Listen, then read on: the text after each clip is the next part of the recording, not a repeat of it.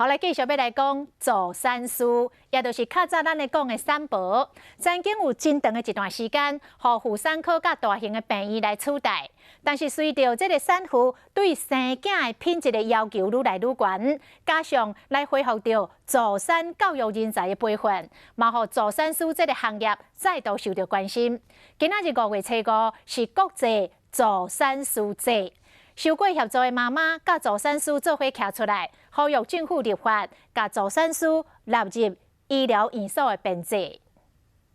生完的第一句话就跟我先生说：“下一胎没有助产士陪我，我不生。”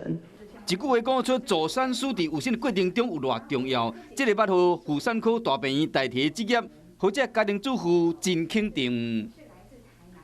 整个气氛都不一样，他承接了我的情绪，那稳住了我先生的无助。小组化和每一个有生生产的过程品质更加受到重视，加上妇女身体自主意识也悬。妈妈应该是生产过程中的主角，助产士是协助照顾囡仔甲大人，增加正向的生产经验甲满意度，即嘛减少无必要的医疗介入。规定得设助产师1名，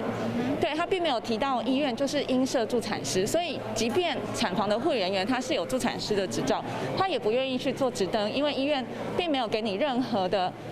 支持。他们的专业还有他们的临床功能性，其实是有别于一般的护理师的。